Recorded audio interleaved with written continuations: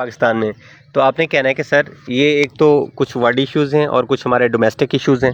दो वजूहात आपने बतानी है जी। वर्ल्ड इश्यूज़ क्या हैं सर? जैसा सदाकत आपने बताया, सबसे बड़ा इशू है जी जो हमारे ऑयल प्रोड्यूसर कंट्रीज़ हैं, दुनिया के सबसे बड़े बड़े ऑयल प्रोड्यूसर कंट्रीज़ हैं, उनमें कोई ना कोई इशू हो रहा है। जैसा कि रशिया दुनिया का एक आप कह लें कि दूसरा बड़ा ऑयल प्रोड्यूसर कंट्री है और पूरी दुनिया को वो ऑयल सप्लाई करता है। सर वहाँ पे जंग चल रही है और यूक्रेन के साथ उसका कन्फ्लिक्ट हुआ, जिसकी वजह से वर्ल्ड लेवल पे अमेरिका और यूएनओ ने उसके ऊपर सैंक्शंस या पाबंदियाँ लगा दी कि वो किसी कंट्री को ऑयल नहीं दे सकता, बेच सकता, या कोई भी ममालिक उससे अपनी कट ऑफ कर लेंगे, कोई भी मुल्क उससे परचेज़ नहीं कर सकेगा। जब दुनिया के ऊपर उसके ऊपर पाबंदियाँ लग गई तो दुनिया उससे तेल ख़रीदना बंद हो गई, तो अब तेल मिलना हमें कम हो गया। अच्छा, एक इशू। दूसरा सर बड़ा इशू ये है वर्ल्ड लेवल पे कि ईरान दुनिया का 7वां बड़ा कंट्री है ऑयल प्रोड्यूसिंग का। ये भी पूरी दुनिया के मुख्तलिफ ममालिक को ऑयल सस्ते में दे रहा था, लेकिन 2019 में एक अमेरिका की जानिब से ईरान के ऊपर मज़ीद सैंक्शंस लगा दी गई, वही सेम रशिया वाली, कि जी दुनिया के कोई भी ममालिक ईरान से तेल नहीं ख़रीदेंगे। और इस सिलसिले की कड़ी थी कि एक हम साबका गवर्नमेंट में से ईरान के साथ हमने गैस पाइपलाइन का मुआहदा किया था, जो ज़रदारी दौर में शुरू हुआ, लेकिन बाद में कुछ इश्यूज़ की वजह से और जब ईरान के ऊपर सैंक्शंस लगी तो पाकिस्तान के ऊपर जुर्माना लगा दिया गया कि इतने अरब का आपने जुर्माना देना है, ये आपने इनके साथ तिजारत क्यों की। जब हमने कहा कि इसके ऊपर पाबंदी हैं तो, और फिर खान साहब की मेहरबानी की वजह से वो देना था हमने, खान साहब की बड़ी कोशिशों की वजह से अभी 3 महीने पहले वो जो जुर्माना था वो हमारा माफ़ कर दिया गया था। उसके बाद खैर ये एक अलग बात थी जुर्माने वाली। अच्छा, अब ईरान से भी तेल लेने पे पाबंदी हो गई तो तेल की कमी हो गई। तीसरा बड़ा इशू सर वर्ल्ड लेवल पे वेनेज़ुएला इशू है। वेनेज़ुएला इशू क्या है? वेनेज़ुएला अमेरिका की कोई एक रियासत है और वहाँ पे बरे-आज़म अमेरिका नहीं बल्कि बरे-आज़म जो अमेरिका है वहाँ पे मुख्तलिफ़ रियासतें हैं। एक जो बहुत बड़ा कंट्री है वो तो अमेरिका है ही है, एक छोटा सा कंट्री है वेनेज़ुएला। अच्छा, अब वो भी दुनिया का एक 5वां बड़ा ऑयल प्रोड्यूसर कंट्री है। तो वहाँ पे अमेरिका ने अपना असर रसूख इस्तेमाल करके, उनके पहले कोई एक सदर थे 2020 से पहले, ठीक है, कम्युनिस्ट थे। अच्छा, उसके बाद फिर उनके अपने अंदरूनी मामलात कुछ मुल्क के इस तरह से हुए कि वो सदर चेंज हुआ और फिर कोई और सदर बन गया, ठीक है जी। अब उनके नाम वगैरह निकोलस और वो क्रोड्स उनके याद करने की ज़रूरत नहीं है, बस सिर्फ इतना ही है कि वहाँ पे हुकूमत चेंज हुई।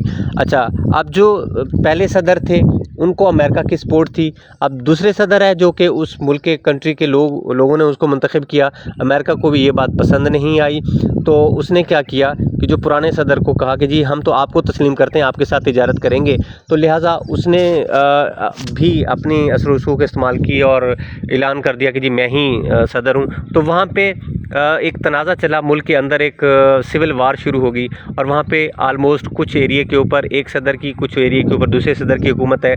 तो वहाँ से भी उनका जो ऑयल प्रोड्यूसिंग अच्छा, उस वेनेज़ुएला का ये मसला था क्योंकि इतना ज़्यादा डेवलप नहीं है, तेल उनके पास था लेकिन तेल निकालने वाली कंपनियां नहीं थी। वो कंपनियां या तो रशिया की थी, चाइना की थी, जापान की थी या फिर अमेरिका की थी। तो वो कंपनियां अपना बिज़नेस वाइंड अप करके वहाँ से चली गई। अब वहाँ पे भी तेल प्रोड्यूस बहुत कम हो रहा है, ठीक है जी। क्योंकि आपके पास तेल तो है लेकिन तेल निकालने वाली कंपनियाँ जो हैं वो आपके पास काम नहीं कर रही। तो वेनेज़ुएला इशू की वजह से वहाँ पर भी तेल आना, दुनिया को सप्लाई बंद हो गई। चौथा बड़ा इशू मेजर है कोविड-19 का। सर ऐसे है कि कोविड-19, अच्छा ये देखें, ये इसका हसास इशू है, ज़रा गौर से कीजिएगा। कोविड-19 की वजह से दुनिया के कारोबार बंद हो गए, इंडस्ट्री बंद हो गई, तो तेल बहुत ज़्यादा हो गया दुनिया के पास। फिर क्या हुआ? फिर ये हुआ कि दुनिया ने जब तेल लेना बंद कर दिया तो तेल सस्ता हो गया। आपको याद होगा कि पाकिस्तान में भी 60 रुपये फ़ी लीटर तक तेल आ गया था, याद है सबको? Yes sir. हाँ जी, उसके बाद उसकी रीज़न यही थी कि तेल बहुत ज़्यादा हो गया था तो ये कोविड-19 से पहले ही 60 रुपए जी जी लीगी दौर में सर था मेरा ख्याल जी है। जी नून लीग के दौर में था। कोविड तो बाद में आया है। लेकिन कोविड तक भी ये इतना सस्ता था। ठीक है, पाकिस्तान में अगरचे ये थोड़ा सा बढ़ने लग गया था, लेकिन वर्ल्ड लेवल पे ये बहुत सस्ता था। करते हैं अगर हम इस चीज से कोविड को रिलेट करते हैं या कोविड को इस चीज से, तो कोविड का तो रिलेशन कहीं पर भी नहीं है इससे बनता। बिल्कुल बनता है जी, कि वर्ल्ड लेवल पे अगर आप थोड़ा सा अपने यहाँ से एरिया से निकल के दुनिया को देखें तो अच्छा, आप पूरी बात पहले इसको सुन लें कि इसका इशू क्या। मैंने पहले कहा था कि ये थोड़ा सा हसास है, इसको समझना पड़ेगा कि कोविड की वजह से तो कीमतें कम हुई, पूरी दुनिया में कम हुई। अच्छा, पाकिस्तान में भी कम रहीं कीमतें। अच्छा, उससे पहले ठीक है कम रहीं, लेकिन बाद में भी कम रहीं। अच्छा, फिर क्या हुआ कि दुनिया जो ऑयल प्रोड्यूसिंग कंट्रीज़ थी या कंपनीज़ थी, उन्होंने तेल प्रोड्यूस करना बंद कर दिया। ठीक है, ऑयल निकालना बंद कर दिया, उसका प्रोसेस करना ख़त्म कर दिया। अच्छा, 2020 में 21 में जब कोरोना की हालत बेहतर हुई, पूरी दुनिया में ख़त्म हो गया कोरोना, अचानक से वो सारी इंडस्ट्रीज़ बहाल हो गई। जहाँ जहाँ वो तेल की खपत होती थी, वो डिमांड अचानक से इतनी ज़्यादा हो गई कि जो ऑयल प्रोड्यूसिंग कंट्रीज़ या कंपनीज़ थी, उन्होंने तो काम रोका हुआ था और दुनिया की डिमांड बढ़ गई। तो जब डिमांड बढ़ी तो उन्होंने ऑयल फिर से स्टार्ट कर दिया, और अचानक से जब चीज़ नहीं मिल रही तो उनके पास जो थोड़ा बहुत तेल था तो उन्होंने बहुत महंगा करके बेचना शुरू कर दिया। तो यही वो वजह है कि कोविड के बाद ऑयल की प्राइसेस एकदम से ऊपर हो गई, क्योंकि खपत ज़्यादा हो गई और उसकी सप्लाई जो थी वो कम हो गई थी। तो कोविड का ये इशू बेसिकली आपने कहना है कि स्टार्ट में कीमतें कम हुई कोविड की वजह से, उसके बाद अचानक से बढ़ी क्यों। तो हम देख रहे हैं कि ऑयल प्राइसेस बढ़ने की वजूहात को देख रहे हैं। तो ये 4 वजूहात मैंने आपको बताई: रशिया यूक्रेन का इशू, ईरान का इशू, वेनेजुएला का इशू और कोविड-19 का इशू। ठीक है जी। अच्छा, इसके अलावा फिर जहाँ पे पाकिस्तान की बात की जाए तो एक लीवी टैक्स होता है जो गवर्नमेंट नाफिज करती है कि जी हमें जितने में पड़ रहा है इसके ऊपर हम ये टैक्सेस वगैरह लगा के तो ये आवाम को हम बेचेंगे, जो गवर्नमेंट का प्रॉफिट होता है। तो वो भी गवर्नमेंट ने बढ़ा दिया।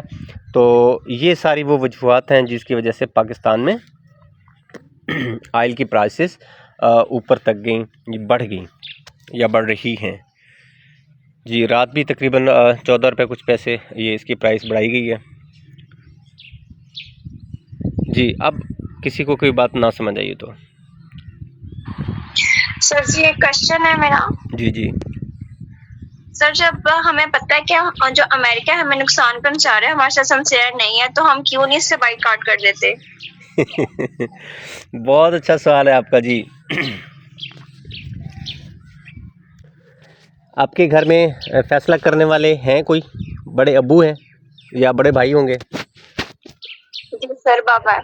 बाबा जी हैं। अगर वो किसी बात पे अड़ जाएं, उनके कोई एक दोस्त हों या कोई उनके जिनके साथ मामलात हैं, उनके साथ ताल्लुकात अच्छे हों, तो आपका पूरा घर जितना मर्ज़ी शोर मचा ले कि बाबा इनसे आपने दूर रहना है, इनसे ताल्लुकात नहीं बढ़ाने, इनसे काम ये आपको नुकसान देने वाले हैं, लेकिन वो फ़ैसला कर लें कि बस ठीक है जी, हमने तो इनके साथ चलना है, जो मर्ज़ी हो जाए, जितना मर्ज़ी हमें नुकसान पहुंचाए, हमने इस ताल्लुक़ को आगे लेके चलना है।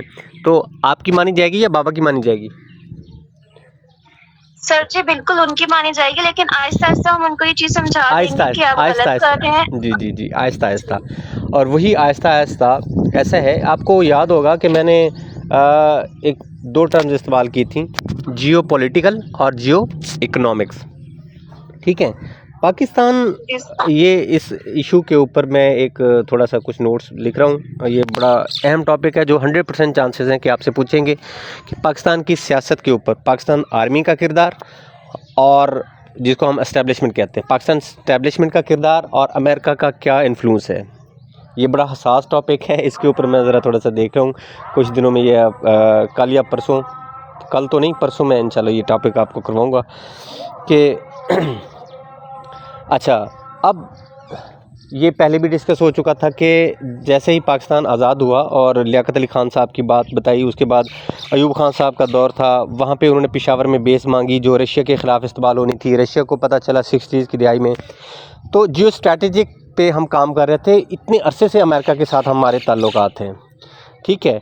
अच्छा, एक तरफ हम कहते हैं जी अमेरिका हमारा खैरख़्वाह नहीं है, और डेफ़िनेटली नहीं है, लेकिन अमेरिका से हमें फ़ायदे भी बहुत मिले। उसने हमें फ़ंडिंग भी बहुत ज़्यादा की, पैसा भी बहुत दिया, असला, ये जितनी भी जदीद टेक्नोलॉजी हैं वो उसने हमें दी। उसकी मजबूरी थी या जो भी, वो हमारे साथ एक मुआहदे करता था कि जी आप हमें अपनी ज़मीन इस्तेमाल करने दें।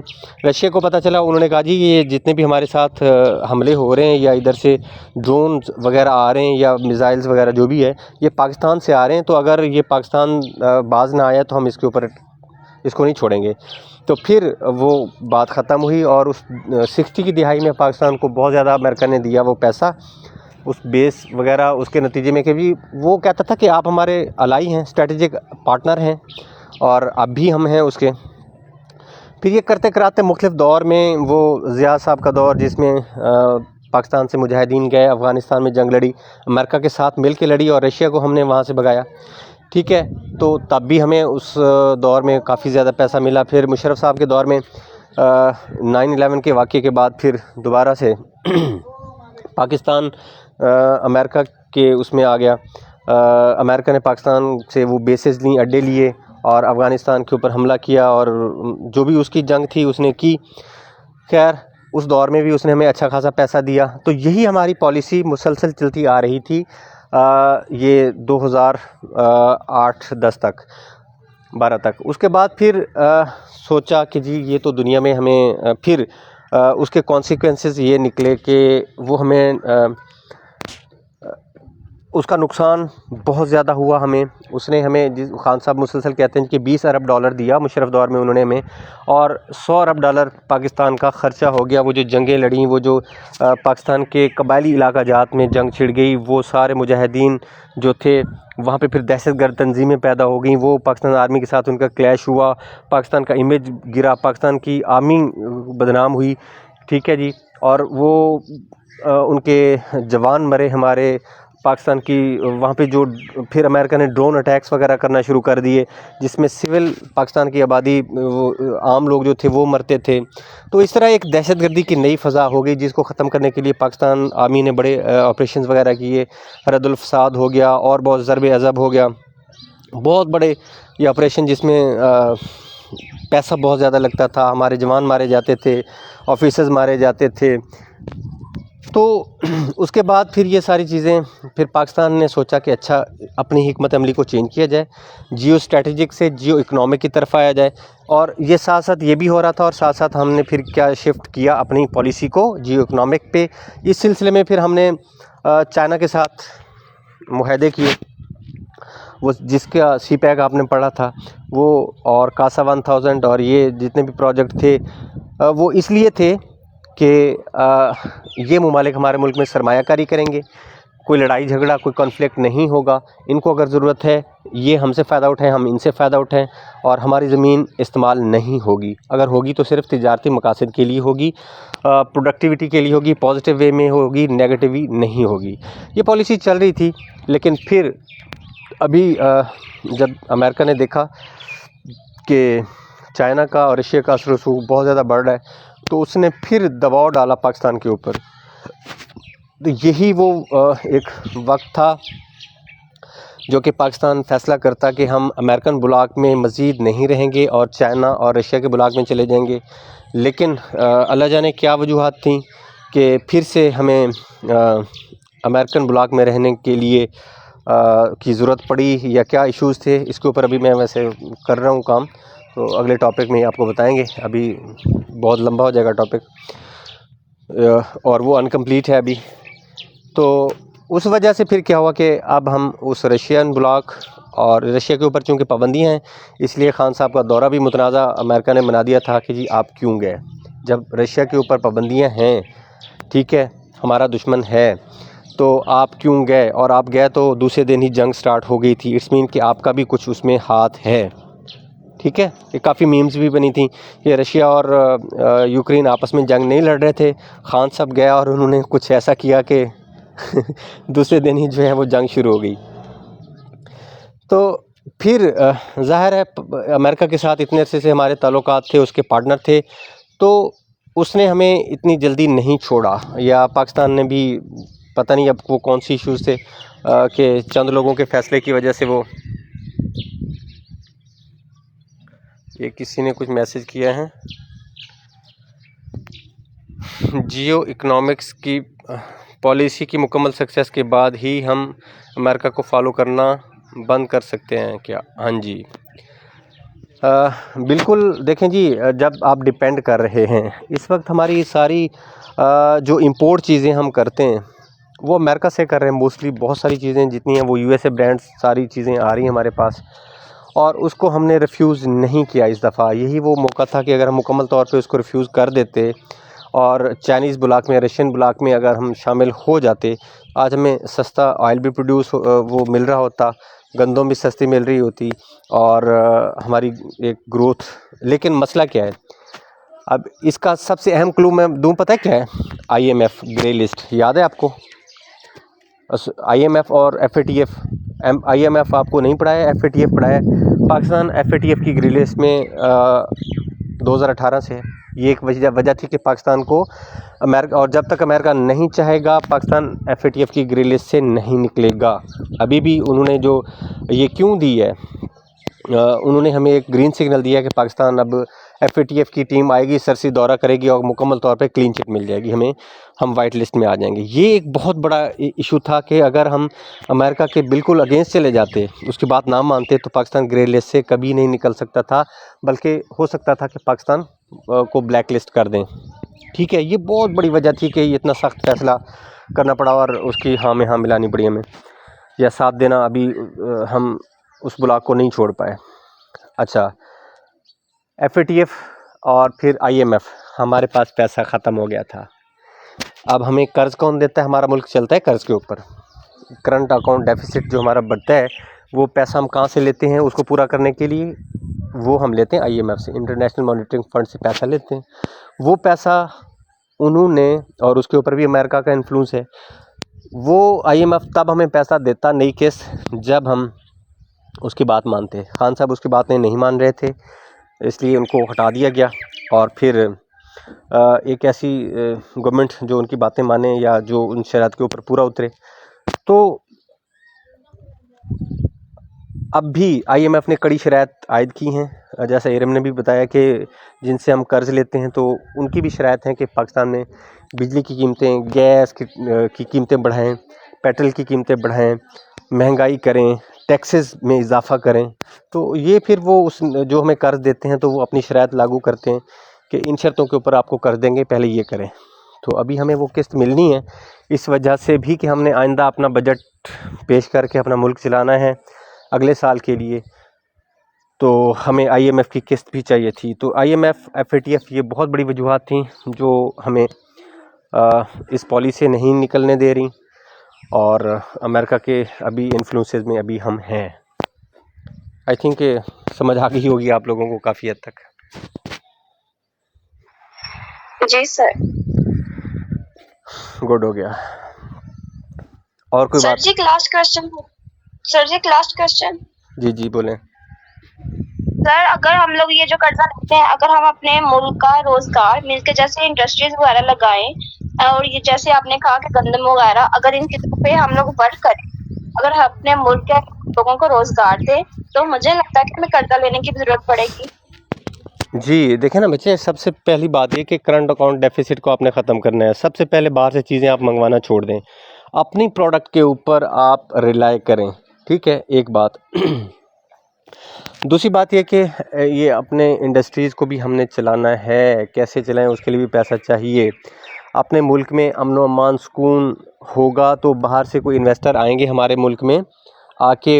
ये जितनी भी मल्टीनेशनल कंपनीज़ हैं, चाहे वो मेडिसिन की हैं, चाहे वो किसी भी शोबे से ताल्लुक़ रखने वाले, वो लोग आते हैं हमारे मुल्क में, फैक्ट्रियाँ लगाते हैं, यहाँ के लोगों को रोज़गार मिलता है, प्रोडक्ट बनती है, वो फिर आगे जाती है।